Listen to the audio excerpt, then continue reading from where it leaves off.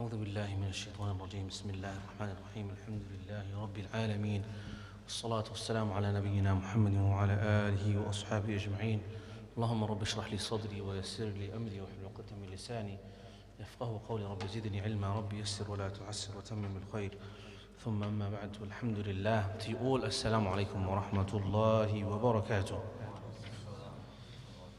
Inshallah, today in our hadith lesson from Riyadh al-Salihin, we'll carry on from where we left off last week, which was chapter number 359. And this is the undesirability of rejecting the gift of fragrance without a due excuse. باب كراهية رد الريحان لغير عذر.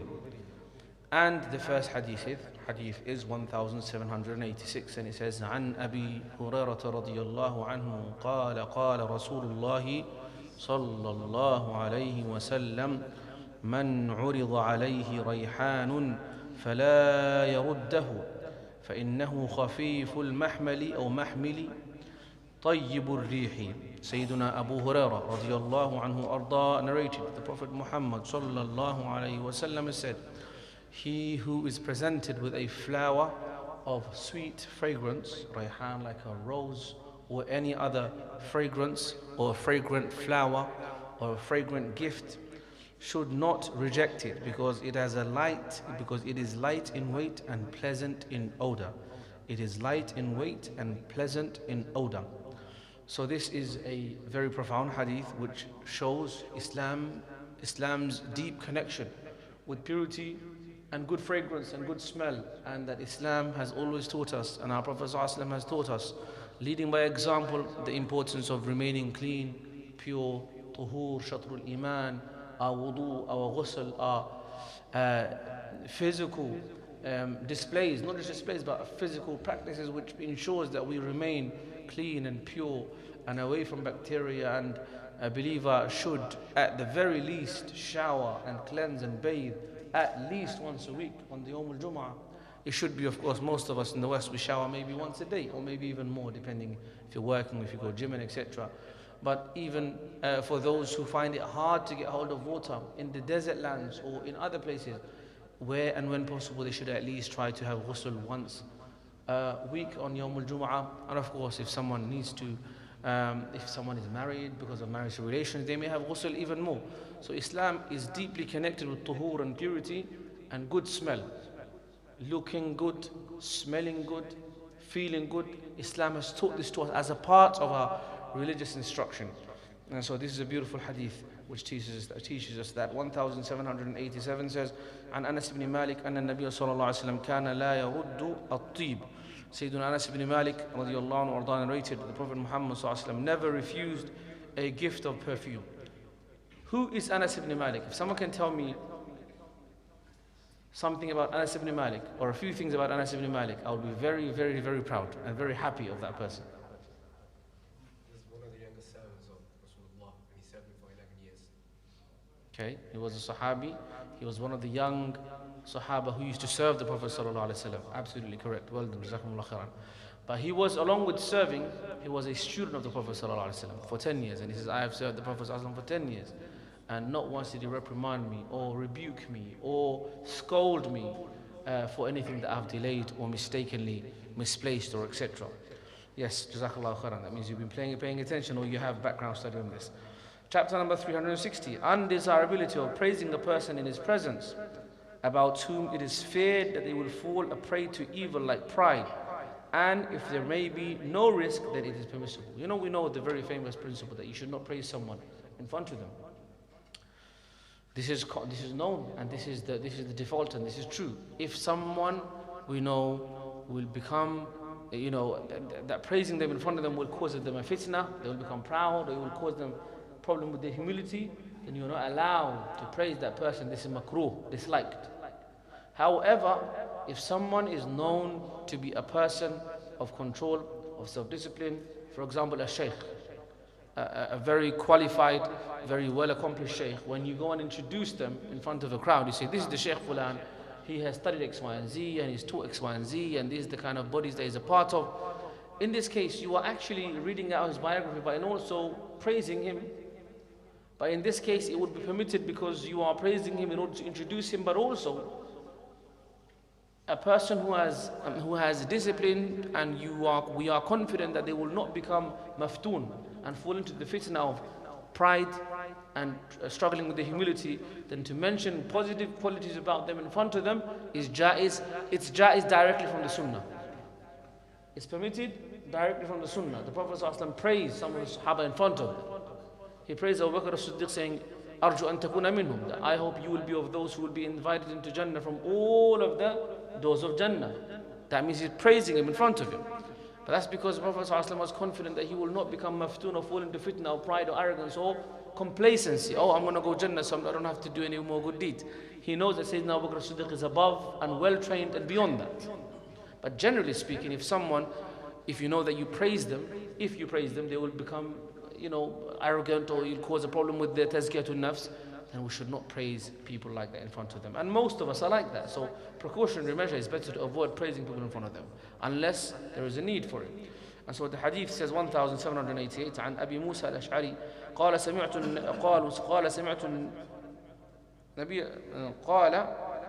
سمع النبي صلى الله عليه وسلم رجلا يثني على رجل ويطريه في المدحة فقال أهلكتم أو قطعتم ظهر الرجل. Sayyiduna Abu Musa al-Ash'ari radiyallahu anhu warda narrated that the Prophet Muhammad sallallahu alaihi wasallam heard a person lauding and praising another person. So one person is praising another person too much, excessive, beyond normal expectation. Thereupon he said, the Prophet ﷺ advised him, saying, you have killed that person, or you have ruined him by praising him excessively, because you have made them a victim and prone to fitna, whereby they'll become arrogant or they'll become complacent. So this is very important that we assist our brothers and sisters with piety in all senses. One, by encouraging, but also by not overpraising them, whereby they become complacent. 1789 عن أبي بكرة رضي الله عنه أن رجلا ذكر عند النبي صلى الله عليه وسلم فأثنى عليه رجل خيرا فقال النبي صلى الله عليه وسلم ويحك قطعت عنق صاحبك يقول مرارا إن كان أحدكم مادحا لا محالة فليقل أحسبه كذا وكذا إن كان يرى أنه كذلك وحسيبه الله ولا يزكي على الله أحد. Abu Bakr, may Allah be pleased with him, narrated mention of a man was made in front of the Prophet ﷺ, meaning someone was mentioned in front of the Prophet ﷺ, one of the Sahaba, and someone praised him, someone praised the other person or that person that was mentioned, whereupon the Prophet ﷺ said, woe be to you, you have broken the neck of your friend. He repeated this several times and added, if one of you has to praise his friend or has to praise someone in the case of necessity, in the case, for example, someone's been accused of something evil, you say, no, this person is a good person, they would never do such and such. So you have to praise that person to negate or to tackle or to, reject the accusation or the negative claim. So if one of you has to praise a friend or praise a person, then that person should say, I reckon him or her to be such and such, and Allah knows him the best. Allah knows him the best. We say, that person is, I assume, or according to my experience with that person, they are a good person, but Allah knows best. And that's why Allah said in the Quran, وَلَا تُزَكُّوا أَنفُسَكُمْ هُوَ أَعْلَمُ بِمَنِ اتَّقَى. Okay, and don't praise yourselves or make tazkiyah of yourselves or assume that you are purified, because Allah is most aware of the one who has taqwa. So therefore, we learn from this that praising excessively of others in their presence is not permitted unless it's an exceptional circumstance, as we've described earlier. So we said to him that if one of you has to praise his friend, he should say, I reckon him to be such and such, and Allah knows him well. If you think him to be so and so, you will be accountable to Allah, because no one can testify the purity of others against Allah. So the Quran says, قَدْ أَفْلَحَ مَنْ تَزَكَّى قَدْ أَفْلَحَ مَنْ زَكَّاهَا. The one who purifies himself is successful. But that purity and purification is an effort by the person, by the abd, to cleanse themselves, not to assume, not to claim that I'm pure or have tazkiyatun nafs. Rather, the Quran says, لا تزكوا أنفسكم. Don't say that you've been purified. So this seems to be an apparent contradiction. And I asked one of my mashayikh, I said, Allah said in the Quran, قَدْ أَفْلَحَ مَنْ تَزَكَّى قَدْ أَفْلَحَ مَنْ زَكَّاهَا. Allah is telling us to purify ourselves, but then He said, لا تزكوا أنفسكم. Don't purify yourself. That لا تزكوا أنفسكم means don't claim that you're pure. Rather, continuously be in an effort to purify and cleanse yourself, achieving higher qualities. And we've spoken about tazkiyatun nafs and purification of the soul in one of our khutbahs recently. The purification of the soul is two elements. One is takhliyah, getting rid of evil attributes, and one is tahalli, which is to beautify yourself and decorate yourself with good qualities like tawheed, like shukr, like gratefulness, like generosity, like lowering of the gaze, like protection of the tongue and protection of the limbs and etc. So that's decoration of the soul and beautifying it with good qualities.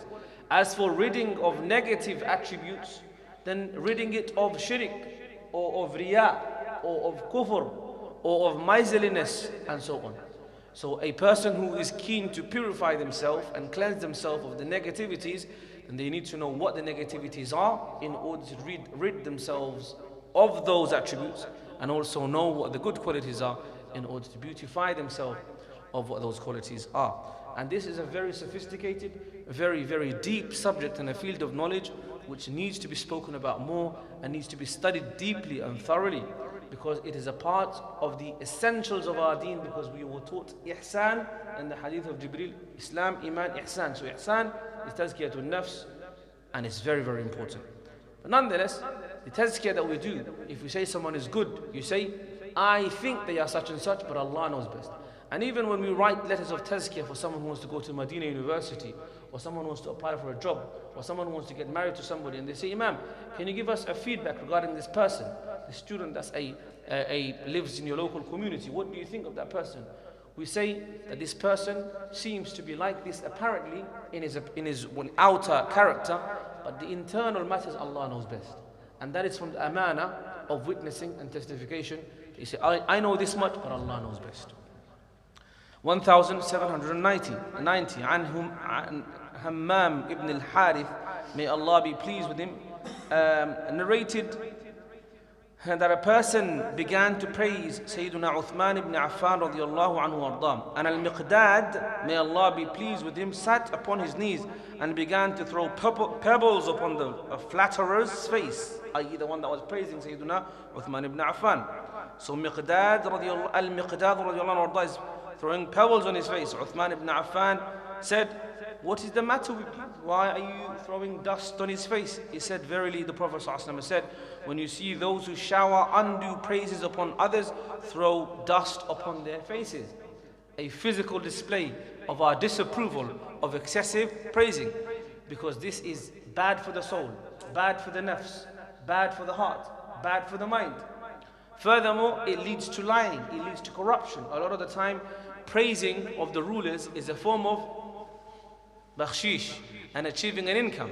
In fact, rulers and leaders of the past used to have those who praise them, and they are rewarded with a sack of gold or a sack of silver. And even today, when you are pro-establishment and you praise those who are in authority, then you are endeared and you are given grants and gifts and etc. You have positions. But if you go against, even though they may be in the wrong, then this is a big crime. A Muslim and a believer is guided by divine revelation and the wahi and the Quran and the Sunnah. And so where someone is praiseworthy, we praise them, but not unduly. And where someone needs to be reprimanded or brought to accountability, we'll bring them to accountability again in the Islamic methodology and the correct characteristic as taught to us by Islam and the prophetic guidance. So therefore, if someone is praising someone unduly, then he should stop them. Now, if you see someone praising someone on the streets and starts throwing sand in their face, then I can't take responsibility if you are physically assaulted afterwards. So understand the situation and act accordingly, okay? Because throwing of the dust is not wajib. It's an action that was done in front of Sayyidina Uthman ibn Affan, who he is narrating the Prophet ﷺ has said such and such. Even the Prophet ﷺ has said such and such. The Prophet ﷺ has said it, but he did not make it wajib. So that means if someone praises someone, it's not wajib upon us to throw sand in their face. What we can say is, Ya akhi, that's not the right way. Ya akhi, don't praise excessively. Ya akhi, take it easy. Ya akhi, that's fine. If you want to praise the person, then speak in the absence. Throwing dust is a physical display, but it's not applicable in all circumstances, because sometimes it may endanger your life even. So be careful how you practice this hadith. If you can, of course, practice it to the fullest, then you can do so. These hadiths are in prohibition of praise, while there are many others in favor of it. There are hadith which say you can't praise, but there are other hadith which allow for you to praise the person even in their presence. Regarding these hadiths, i.e. the latter, some scholars say these hadiths can be reconciled if the one who is praised has perfected their faith, or meaning is we are confident, we can see that they are a good person, they have a discipline of their soul, or discipline of their action, discipline of their character, with full knowledge, and has control over themselves, then this is this is what's being referred to in the hadith that allow praise. As for the hadith that say you can't praise someone, and we are talking about the generality or the general public and the rest of us who are not secure, our discipline is very, very limited, even if we are disciplined. Okay, and we have to be humble in that regard. And like we said at the beginning of the chapter, there has been cases in the seerah where the Prophet ﷺ has praised Sahaba in front of them. Like, for example, when Sayyiduna Abu Bakr as-Siddiq was praised, saying that, when the Prophet ﷺ asked him, which one of you has woken up today fasting? Which one of you has aided an elderly person? Which one of you, and etc. And he said that a person will be entering into Jannah by different doors of their good actions. Doors of Jannah are named after good actions, good deeds like Siyam, like Salah, for example. And so Sayyidina Abu Bakr as-Siddiq asked, is it possible that a person may be invited from all doors of Jannah to enter into any or through any of the doors of Jannah? And then the Prophet said, I hope that you will be of those, because you are someone who is consistent in all of your good deeds. And so Allah will invite you into Jannah through all of the gates of Jannah. So it shows that he was praised in person. I think the topic is now understood. Generally, we don't praise people in front of them unless there is a need and a necessity. In that case, even then we should try to keep it limited, unless someone who deserves that kind of praise, someone who is a great scholar, a luminary, an icon of our religion, an authority of our deen. If they attend a masjid or majlis, we praise them, we honor them, so that others are inspired and they are given their due haqq as well. And also we of course expect them to be of higher discipline, whereby they're not going to become maftoon or fall into fitna by our praise, because it's an introduction and a biography of them. Chapter number 361, undesirability of departing from or coming to a place stricken by an epidemic or a pandemic. And of course we are hearing all of these news reports of various types of viruses spreading from land to land. May Allah protect us, and may Allah give us all health and well-being. Allahumma inna nas'aluka al-'afwa wal-'afiyata wal-mu'afata ad-da'imata fi ad-din wad-dunya wal-akhirah. Allahumma ameen. Allah said in the Quran, أينما تكونوا يدرككم الموت ولو كنتم في بروج مشيدة. There's no running from death. كل نفس ذائقة الموت كل من عليها فان كل شيء هالك إلا وجهه, as the ayat of the Quran say. You can't run from death, even if you were to go and climb into high towers, or if you want to build yourself your own Elysium of a international space station, and thinking that you will be surviving all forms of bacteria and plagues and survive and have eternity, because khulud and eternity and long life is only written for Jannah. And the biggest deception of Iblis is that he tries to promise people long life, like he tried to delude Sayyiduna Adam alayhi salatu wassalam by saying you will have within it eternity. وَأَنْتُمْ فِيهَا خَالِدُونَ, he said. But eternity is not for the dunya. The dunya is just a few moments. Eternity is for the akhirah. But notice how and realize how some of the most corrupt billionaires of this world, some of the most powerful people, what drives them is their greed for a lot of things, but of them is the greed for long life. They will easily, in certain countries in the world, organs are harvested. They will take a prisoner, a oppressed person, take their organ and steal it and sell it to a wealthy person. This happens with the Uyghur Muslims of China.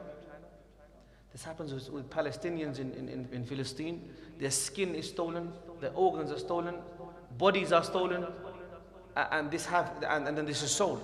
In fact, Israel has one of the biggest banks of skin in the world, or if the biggest bank of skin in the world. And you think, well, where did he get the skin from? And the answer is quite clear. It's been stolen from the amount of people they keep on killing regularly, and it's been stolen from hospitals and people who are deceased and so on. Hasbunallah wa ni'mal wakil. The point is, you can't run from death even if you steal the organ or steal the skin or steal this, or with stem cells and genetic modification. None of that will give you eternity. You can dream all you want, you can make movies all you want, you can imagine that you're going to become going into a different planet and hibernate for hundreds of years and then wake up and live for long, but it's not reality, it's not truth. So death will come. وَلَا تُلْقُوا بِأَيْدِيكُمْ إِلَى التَّهْلُكَةِ. Yes, while death is certain, it doesn't mean that we should go to death. Should you run to death? Should you try to die? That's not what Islam teaches. Islam says, وَلَا تُلْقُوا بِأَيْدِيكُمْ إِلَى التَّهْلُكَةِ. Don't throw yourself into death. So preserve yourself, safeguard yourself, look after your health, physical, mental, look after your spiritual, look after your health, because you are an amana from Allah. So on the one hand, you can't run from death, and on the other hand, you can't throw yourself into death.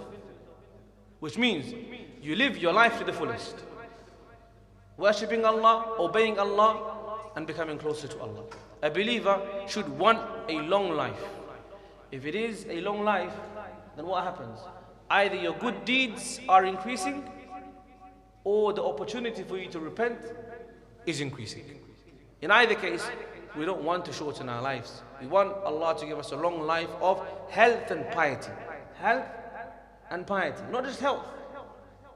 Long live. No, we don't just want to live long. We want to live long in piety and obedience to Allah and service to humanity. With that being said, in Islam, there is a very, very significant principle. That we are not allowed, when there is a pandemic or an epidemic, if there is an epidemic in a city or a town or a country, you are not allowed to depart from it. You're not allowed to leave from it. Nor are you allowed to enter into it. You can't run away from it because you will spread it. And you can't go into it because you are throwing yourself into death's way. And there is a very long hadith to this effect. A long incident, okay? And it's been narrated by Abdullah ibn Abbas radiallahu anhu arda.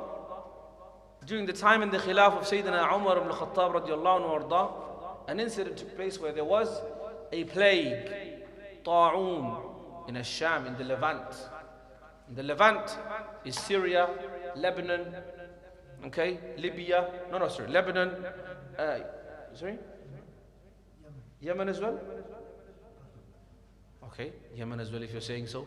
But it's the Philistine area, the Levant, Sham, Palestine, Lebanon, Syria, okay, and that region there, okay, is known as Sham, the Levant. So I'll read the translation to you. Sayyidina Abdullah ibn Abbas narrated, Sayyidina Umar ibn Khattab radiallahu anhu ardah set out for the Levant, Sham area. It's a great area. As he reached Sarh, a town by the side of Al-Hijaz. Hijaz is what we call today Saudi Arabia. But Saudi Arabia is a new name. It was not called Saudi Arabia before. Before it was called Al-Hijaz. Saudi Arabia is named after a family. Okay? It's not the original name of it. It's called Mecca, Medina, it's called Ta'if, it's called this, it's called Hijaz. That's the name of it.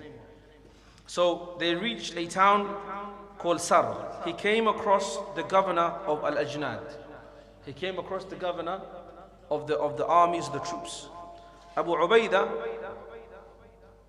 Al-Jarrah radiallahu anhu ardah, who was a great warrior from the leaders of the Ajnad, from the leaders of the soldiers and his companions. They informed him that an epidemic has broken out in the Levant in Syria. There's a plague in Syria. Sayyidina Abdullah ibn Abbas relates. Abdullah ibn Abbas is the younger Sahabi, remember, yeah? Young Sahabi Abdullah ibn Abbas, Abdullah the son of Abbas, Abbas the uncle of the Prophet ﷺ. So Abdullah ibn Abbas is the cousin of the Prophet ﷺ. Young man, but of course now he's not young anymore, because now he's the Khilaf of Sayyidina Abu Bakr Siddiq has passed, Sayyidina Umar. So he is in his 20s, okay? Late 20s perhaps. So he's saying he's a companion to Sayyidina Umar ibn Khattab, and he's recording, he's recollecting, and he's informing. So when they informed him that there's been a plague in Syria, Sayyidina Abdullah ibn Abbas relates that Umar ibn Khattab said to me, so he said to Abdullah ibn Amr, oh Abdullah, go and do this task for me. What's the task? He said, call to me, invite to me the earliest of the muhajirun. Invite to me, I want to have a mashwara and a sit down and discussion with the migrants that came with the Prophet ﷺ from Mecca to Medina.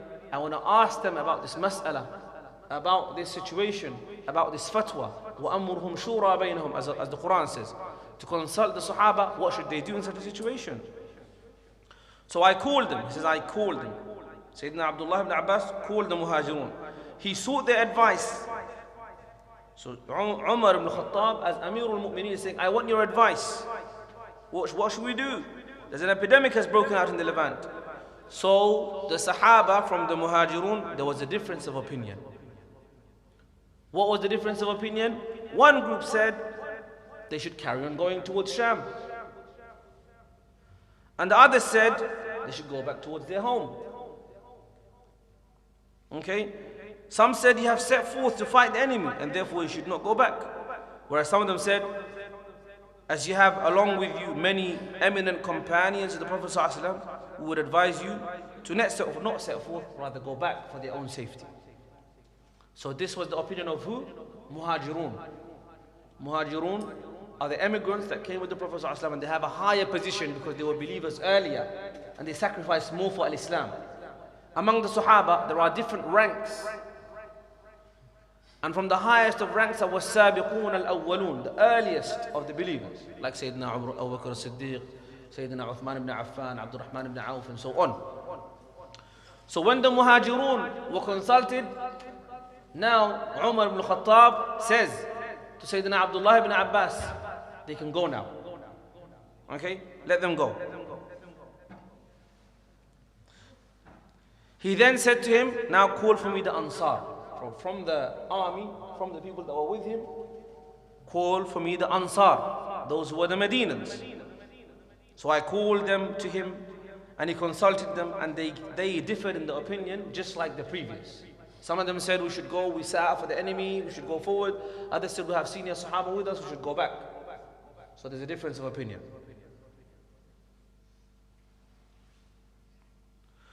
So after this, Sayyidina Umar al-Khattab said, let the Ansar go too. Tell them to go back, I'm finished with my consultation with them. He then said, now you may go. Now he said, now call the old, elderly and the wise Quraysh. Call for me the elderly Sahaba from the Quraysh who emigrated before the conquest of Mecca. Meaning these are the most senior Sahaba. The most knowledgeable, spent the most time with the Prophet, are most mature in their deen, most mature in their fiqh, they know the most. He said, call to me the old and wise of the Quraysh who had emigrated before the conquest of Mecca. So I called them. Sayyidina Abdullah ibn Abbas called them. The Amir wants to speak to you, come. So when Sayyidina Umar ibn Khattab radiallahu anhu consulted them in this issue, not even two persons among them differed in their opinion. They all had a consensus. They agreed. He said, the mas'ala is simple. We understand what it is, and this is the solution. What did they say then? They said, without any difference of opinion, and these are the earliest Sahaba who migrated with the Prophet ﷺ, the leaders of Quraysh, said, we think they should go back along with the people and do not take them to this difficulty, or take them to this place of plague. So Sayyidina Umar al-Khattab made an announcement. He said, everybody, I have an announcement. This is my decree. Are we to proceed forward into the Levant, into Syria, into where the plague is? Or are we to go back? He's going to make an announcement.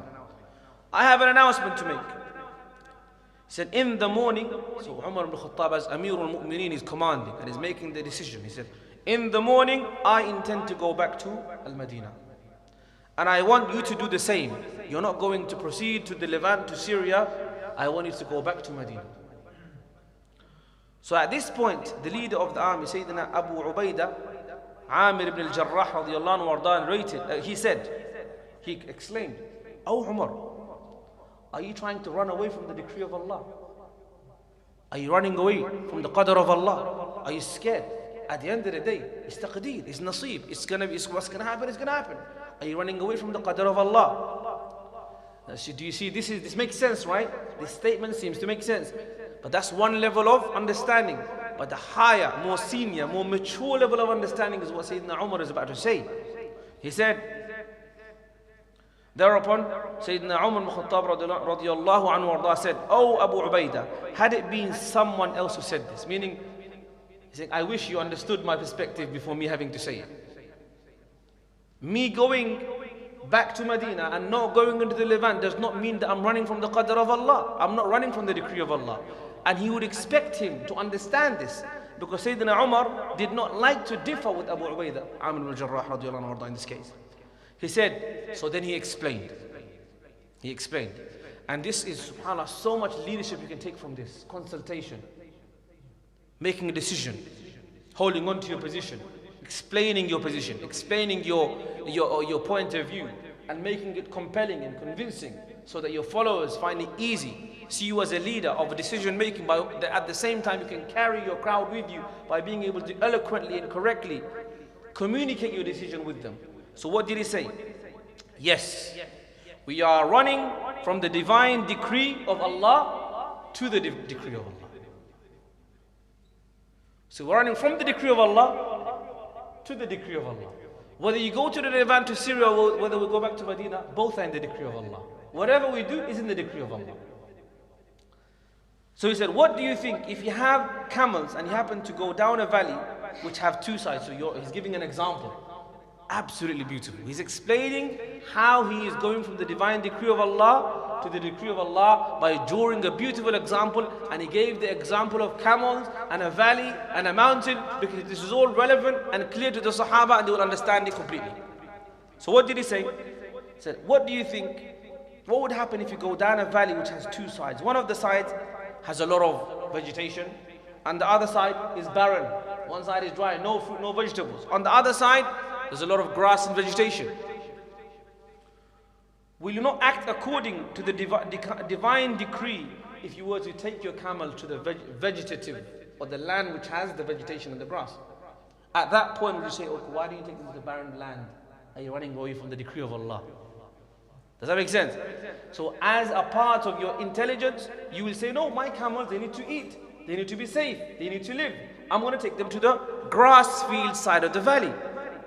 I'm not going to take them to the barren land, because if they go and eat in the barren land, they will become thirsty, they will become hungry, and they will die. So you are running from the decree of Allah to the decree of Allah.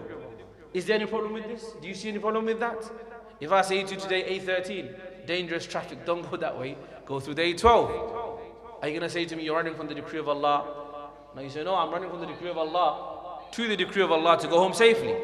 So he gave this example so beautifully. But the point isn't just the fact that he's giving the example so beautifully, it's that he has the calmness and the composure to have the consultation despite this being a very sensitive moment in time. He did not become a dictator.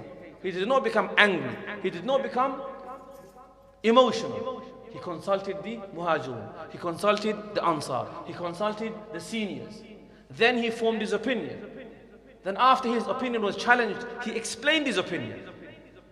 He explained his opinion calmly, beautifully, with examples, so that nobody is left behind without understanding it.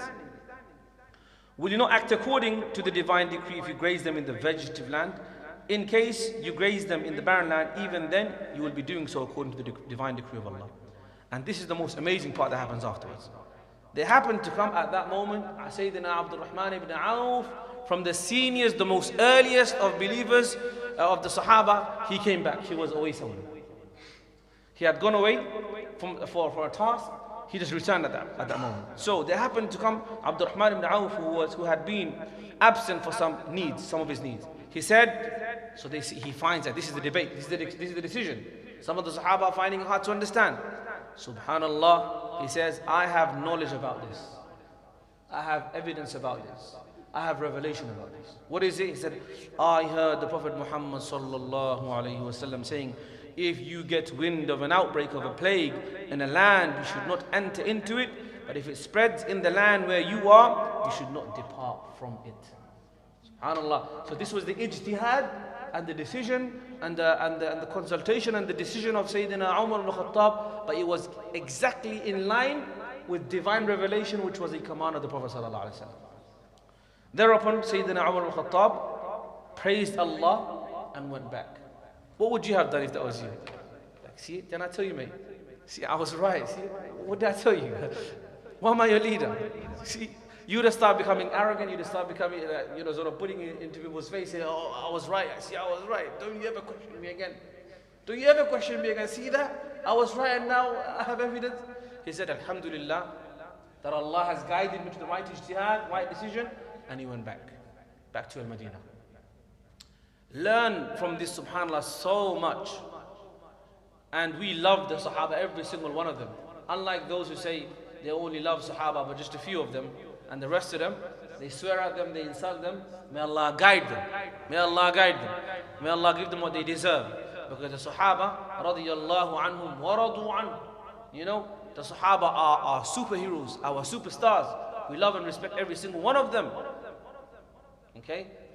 We have to love and respect. How can he claim to love the Prophet ﷺ and the Ahlul Bayt and the family of the Prophet ﷺ, but not love the people that the Prophet ﷺ himself loved? Does that make any sense? If you claim to love your dad, you will automatically show respect to his friends, isn't it? You'll call them Chacha, Sasa, uncle. It's normal.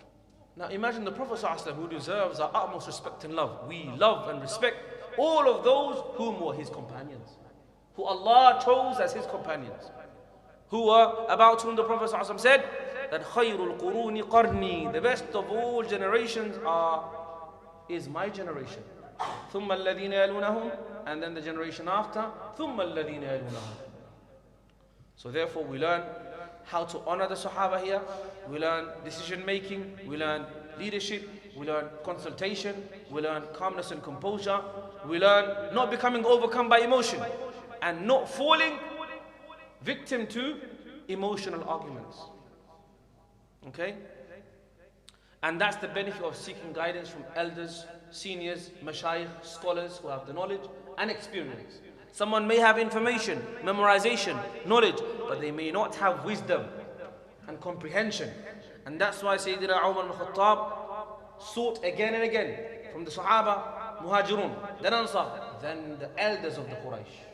Then Sayyidina Abdul Rahman ibn Auf had the hadith that he actually wanted to hear, but of course Allah conveyed it to him anyway eventually.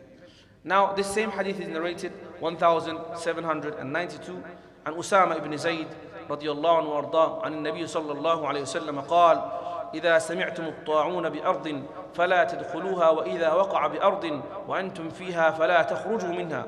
Usama ibn Zayd, may Allah be pleased with him, narrated that the Prophet Muhammad sallallahu alaihi wasallam said, if you get wind or if you get news of an outbreak of a plague in a land, do not enter into it, and if it breaks out in a land which you are in, then do not leave it.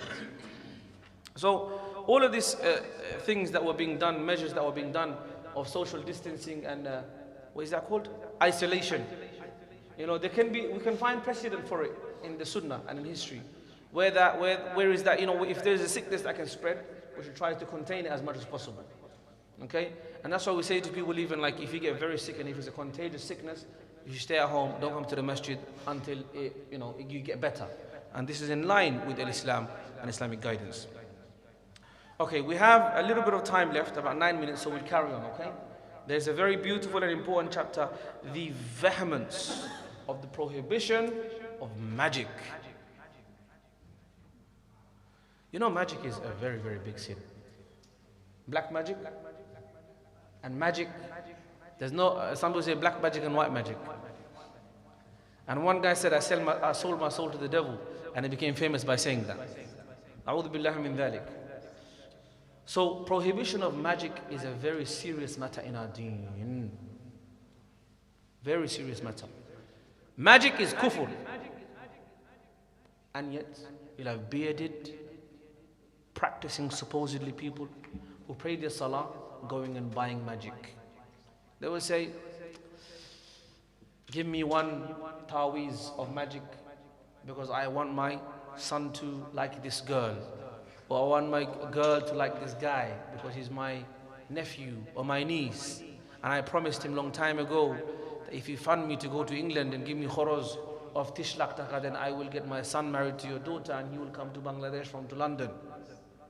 So now he can't, the guy doesn't want to get married to the girl, or the girl doesn't want to get married to the guy, so they feel embarrassed and shamed. So okay, we'll go to magic now. This happens regularly. This happens again and again. One guy gets jealous of another guy's marriage. Oh, why are they having such a happy marriage life? Look at them, I can't stand the sight of them being so kind and nice to each other. So he wants to divide them and separate them, because maybe he wanted to marry her or she wanted to marry him. And so they do magic. A'udhu billahi min dhalik. One guy wanted to go to London, and so he wanted to get married to the bride with the lal passport or the red passport. Now it's navy blue or black. Okay, so even the red passport is not consistent now. So he said, oh, it should have been me. I'm so jealous. Should have been me, not him. Why him? I look better than him. To myself in my mirror, I love myself more than... they get so confused, so full of jealousy, so full of hatred. They resort to magic and they think it's fine, it's not a big deal. A small tabiz of magic and that's it. It's not a big deal. Wallahi al-azim. Wa rabbil Ka'bah. By the one in whose hand is my soul, Allah has made it very clear in the Quran that sihr, magic, is kufr. So if you are doing sihr, and this is a clear warning to every single person from every, and it's not some people, it's just Bangladesh, or it's India, no, wallah, every community, there is magic in it. Egyptians have it, Moroccans have it, Africans have it, Asians have it. Magic is rampant, and people think it's not a big deal. They think it's a very quick medicine to have their desires fulfilled. It's kufr. Allah said in the Quran, وَمَا كَفَرَ سُلَيْمَانُ وَلَكِنَّ الشَّيَاطِينَ كَفَرُوا يُعَلِّمُونَ النَّاسَ السِّحْرَ. Allah said in the Quran, in Surah Al-Baqarah, that the shayateen, the shaitans, they taught, they committed kufr by teaching people the sihr. The shayateen, they committed kufr by teaching people the sihr. وما يعلمون الناس السحر وما يعلمان من أحد حتى يقولا إنما نحن فتنة فلا تكفر فيتعلمون ما يضرهم ولا ينفعهم. And this ayah is very powerful ayah of the Quran against magic as well. A lot of raqis, you'll find them using it. واتبعوا ما تتلو الشياطين على ملك سليمان وما كفر سليمان ولكن الشياطين كفروا يعلمون الناس السحر. So sihr and black magic is from the major sins of Islam. And all Samawi, all religions which have connection to revelation, of course, have been tampered with, changed. You know, witchcraft was one of the major crimes. They used to burn witches at the stake in this country. As in they used to burn them alive. That's another extremism, and that's not how you deal with it. But that's what they used to do in the Christian lands before. Allah said in the Quran that magic is kufr. It's a form of kufr. And in the hadith, عن أبي هريرة رضي الله عنه عن النبي صلى الله عليه وسلم قال اجتنبوا السبع الموبقات. He said, Sayyidina Abu Hurairah رضي الله عنه وارضاه narrated that the Prophet صلى الله عليه وسلم said, avoid the 7 destructive things, the 7 major sins. It was asked to by those present, what are those 7 major sins, Ya Rasulullah? He said, associating anything in worship with Allah, i.e. committing shirk, and practicing sorcery. If you want to know the 7 major sins, the 7 evil sins, the 7 major sins in Islam: shirk, magic, killing, murder, devouring the property of an orphan, which is oppressing an orphan and taking their property, riba, usury, fleeing from the battlefield. So in a war zone, when you're in a state of war, you're running away. You're letting everyone else die, you're just running away. That's a major sin in Islam. And accusing and slandering clean and pure, chaste women of something that they did not do, as in accusing them of the worst. These are 7 major sins in Islam. Okay? Another quick chapter here is, it says, prohibition of carrying the Quran on a journey through a territory of non-believers where it fears that it will fall into their hand and they will disrespect the Quran. So we take the disrespect of the Quran and the Mus'haf very seriously. Very seriously. And it says, عن ابن عمر رضي الله عنهما قال نهى رسول الله صلى الله عليه وسلم أن يسافر بالقرآن إلى أرض العدو. Sayyidina Abdullah ibn Umar narrated the Prophet Muhammad صلى الله عليه وسلم forbade traveling to a land of an enemy with the Quran. Okay? Okay, inshallah we'll start to here, and then the next chapters are prohibition of using utensils of gold and silver and etc. for eating, and this is all a sign of pride. I give you the glad tidings and the good news that we have now reached 1794th hadith, and this kitab will finish at hadith number 1896. So we are just 100 hadiths, 102 hadiths away from the end of this book, inshallah. We look forward to that day. Are there any quick questions here? Question here? No? Jazakumullah khairan. Yes. Do you have a question? No? Barakallahu feekum. Inshallah we shall carry on with this lesson in our coming Thursday, and of course on Wednesday we have our usul al-fiqh, the very interesting, very, very beautiful, very amazing discussion that we had yesterday. Inshallah we'll carry on having on our Wednesday lessons of Islamic studies bi'idhnillah. And tomorrow Tartil class is after Salatul Maghrib for men and after Salatul Asr for women, inshallah. Subhanakallahumma ashhadu an la ilaha illa ant astaghfiruka wa atubu ilaik. Assalamu alaikum wa rahmatullahi wa barakatuh.